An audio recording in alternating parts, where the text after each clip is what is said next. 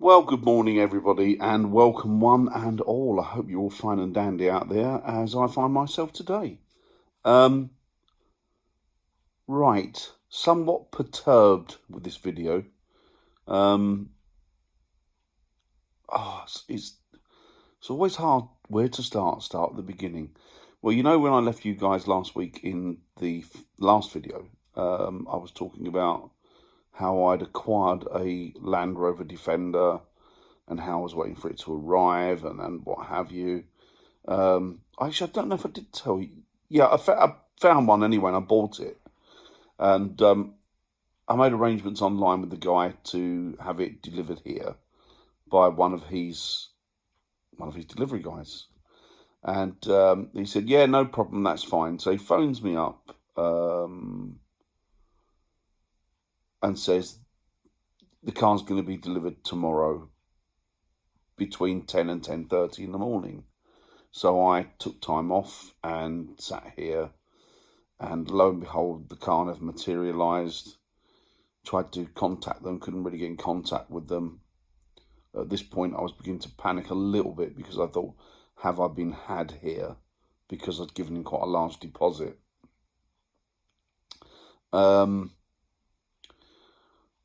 Eventually, I get a message back saying running late.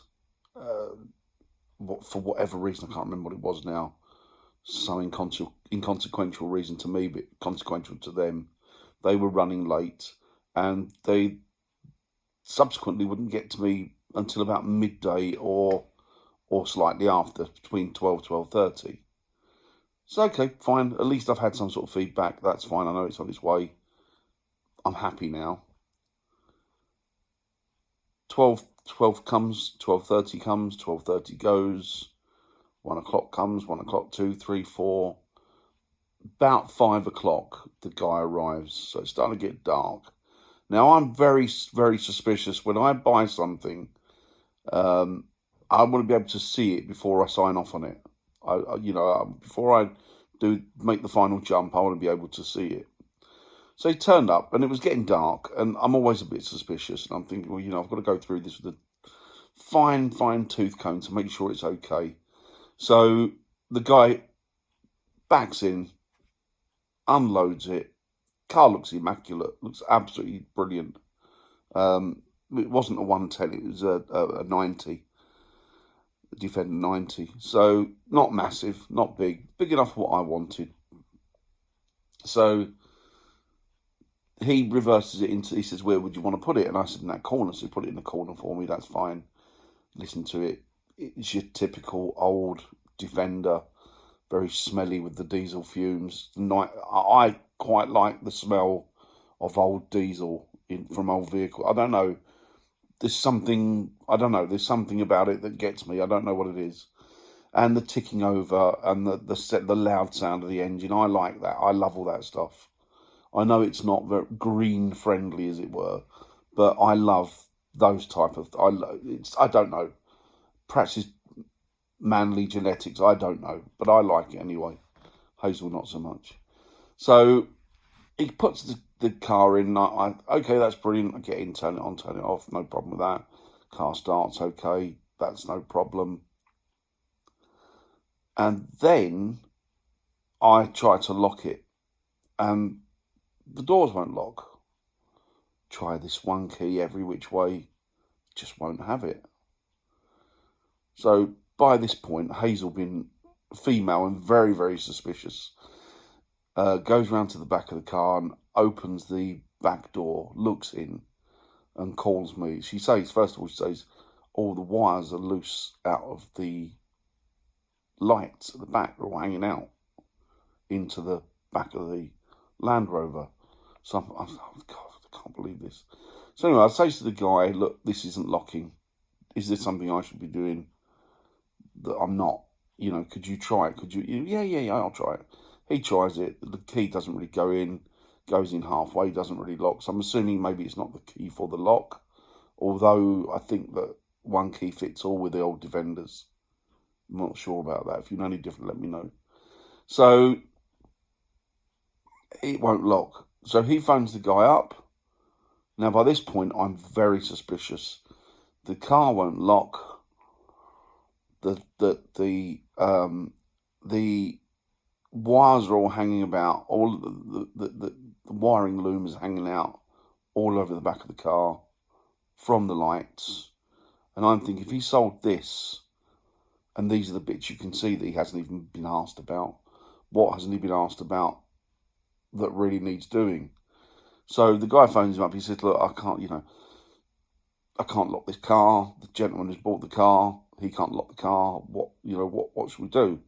So he gives me the phone. I speak to this guy. He says, is there anything we can do? I said, well, no, I've got to have a fully looking car. I don't think the insurance will be very happy with me leaving a Land Rover Defender outside the back of my house in a dark area where there has been things happened over the years. I don't think they're going to be very happy with me leaving an unlocked car out there. And he went, well, is there any chance you can get a locksmith and I'll pay? And I said, no, not really. This should have been done. Shouldn't turn up on the spur of the moment finding problems with it, and the wiring's all hanging out at the back oh, is it? Oh, okay. Well, I didn't know about the locking, he says, because I've kept it in a warehouse, so I've never locked it. Now, to be fair, he's gone through and this has been completely done up. This vehicle has been completely done up. He's done a lot of stuff with it, but where has he cut corners? And it makes me wonder. So anyway, we got to a bit of a, well, I'm not having it. You're going to have to take it back. I'm just not paying that sort of money for this vehicle. Then he started moaning about how it had cost him money to deliver it, of which I said to him, no, it didn't cost you money. You factored that into the deposit that I left you. So you've got more than enough money to pay for that guy to bring it, take it back to you, and you've probably got money left over for yourself as well. So don't give me the whole, it's going to cost me money sob story.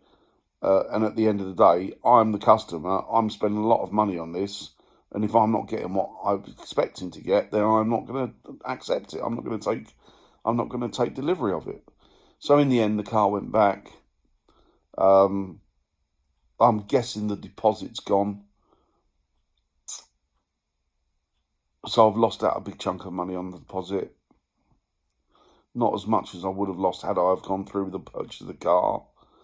But I've burned my fingers quite badly with the money. But I'm going to have to swallow it. I'm going to have to just, swallow it. It's very awkward because it's people say, well, you should get one that's closer so you can go and look at it. I'm all for that. I'm all for looking at a vehicle and testing it before you take it out to buy it, or with the intention of purchasing. However, there aren't that many Defenders around. There aren't that many Defenders of that sort of age around and that quality, especially for that money. But it wasn't cheap really, but especially for the money for me to go and look at. There really aren't. So it kind of left. He hasn't contacted me. That fell through, I'm assuming. I've lost a chunk of money, which hurts quite badly. And I'm back to square one. So I'm annoyed. And it's left me pondering, as you can see. And the pondering has led me to think, you know what, I'm not going to worry this side of Christmas. There's too much going on this side of Christmas. I've got my Freelander. I've got my little Freelander. That's a great car. If there's any events I need to get to or anything like that, I'm going to use my Freelander. And I'm going to see what happens in the new year regards some, hopefully, Defenders come on the market. But we'll have to wait and see. I don't know. It was big kick in the teeth, if I'm honest, because I was so excited and so looking forward to getting this car. And then, unfortunately, when it does materialise, it's not quite the dream that you had in mind. Turns out to be, or what could possibly be, an absolute nightmare. So, I don't know. I don't know what to do. I mean, I don't know. the idea was to get the 90, and what I was going to do, I was going to utilise the space. I was going to get one of those pop-up, what do they call them? Pop-up tent that you put on top, and have an awning fixed to the back, so that I've got a full outdoor off-road kit to be going on with. I can still get on with that with the Freelander, because the Freelander is a great off-road vehicle. I've had it in some really dodgy places and it's come out tops. So I think I'll probably have to be happy with that. And then, of course, we've got Christmas breathing down our neck, which means that I've got all that to deal with as well, as has Hazel, of course. So you find no time for yourself. But never mind, worse things happen. Worse things happen. You know, no matter how badly off you are, and I'm not really, I'm fine, I'm okay. You know, it's just a glitch, it's a little problem. We can get past it and over it, and, you know, it leaves us to fight again another day for another Defender. We'll have to see how that transpires.